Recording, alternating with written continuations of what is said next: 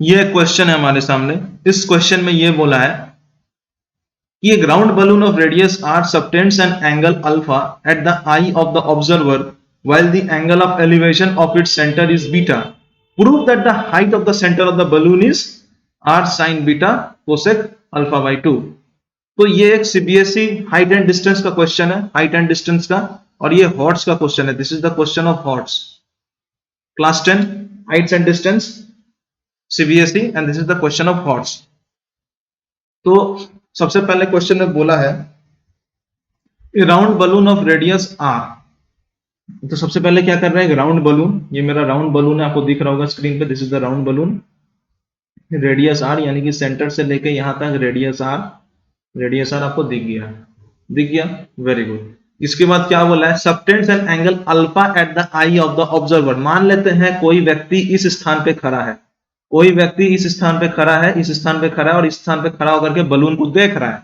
तो जब बलून को वो देखेगा तो सबसे ऊपर वाला, यानी कि बलून का जो सबसे ऊपर वाला पोर्शन होता है, उसको देखने के लिए उसको मुंडी ऐसे उठाना पड़ेगा अपना, बलून का सबसे ऊपर वाला पोर्शन देखने के लिए उसको अपना मुंडी ऐसे उठाना पड़ेगा, और बलून का नीचे वाला पोर्शन देखने के लिए उसको अपना मुंडी को इतने पे उठाना पड़ेगा, इतने पे उठाना पड़ेगा उसको अपने मुंडी को।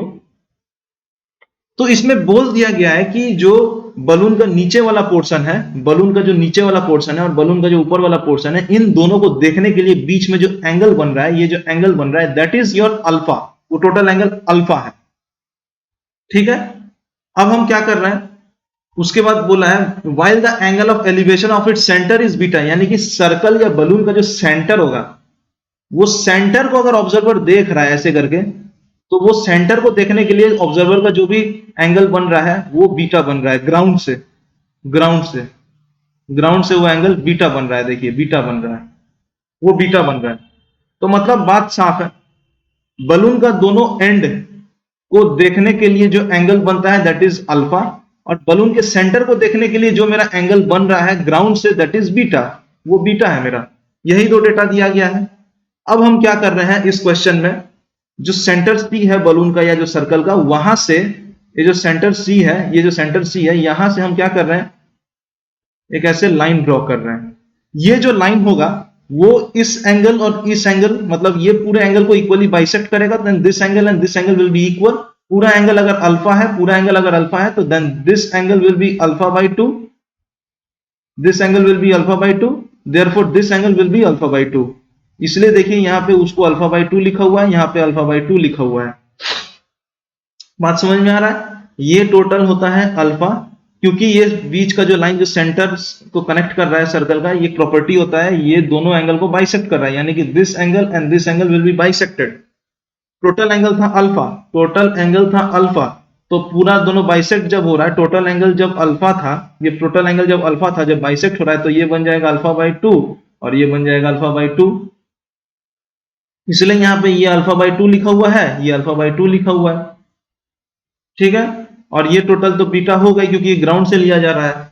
तो मेरा OB जो है, this OB is the ground and CD is the perpendicular distance या हाइट या altitude of the centre of the balloon from the ground, यानी कि बलून का जो सेंटर है वो ग्राउंड से कितनी ऑल्टीट्यूड ऊंचाई पे है वो इससे पता चल रहा है।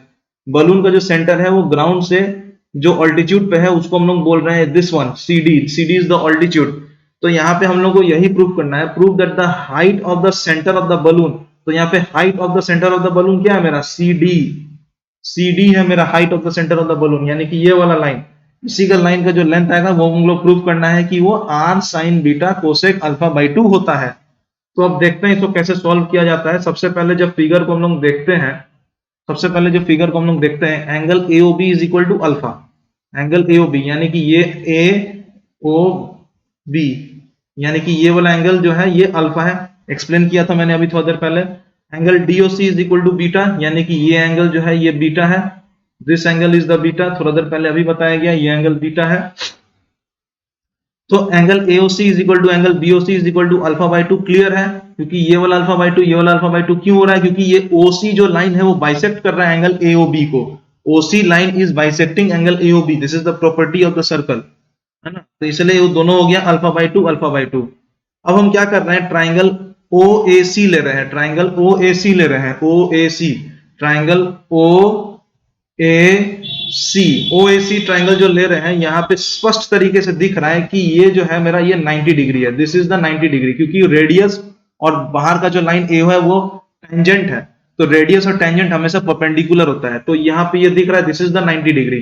तो हम क्या कर रहे हैं, साइन अल्फा बाई 2 ले रहे हैं, साइन अल्फा बाई 2 ले रहे हैं। अगर साइन अल्फा बाई 2 लेंगे तो साइन अल्फा बाई 2 लेने से अल्फा बाई 2 का क्या रेशियो होता है, AC बाई OC, यानी कि perpendicular by hypotenuse.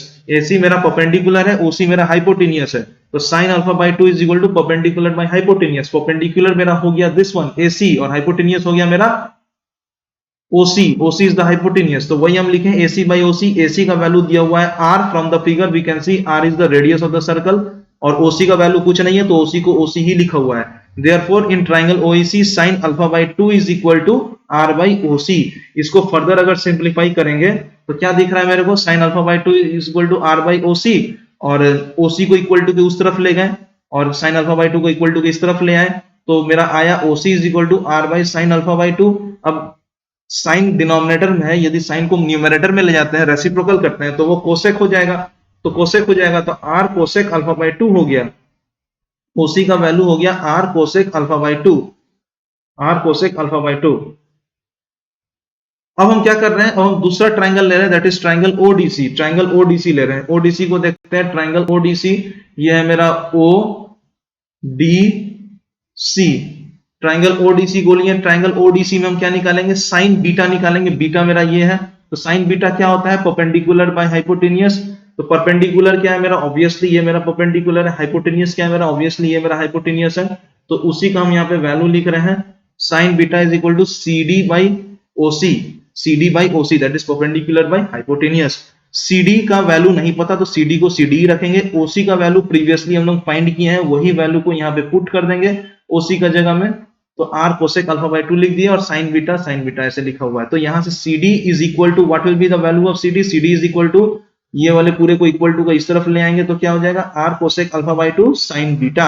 And what is this CD, CD is the perpendicular height, यानी कि ये जो हाइट था सेंटर C, यानी कि बलून का सेंटर C से जो हाइट था ग्राउंड तक, उसी को हम लोग CD बोलते हैं, उसी को हाइट बोलते हैं। परपेंडिकुलर डिस्टेंस या ऑल्टीट्यूड कुछ भी बोल सकते हैं, वही CD का वैल्यू निकालना था, that is R cosec alpha by 2 sin beta, and this is proved। I hope ये समझ में आया स्टूडेंट्स, थैंक यू।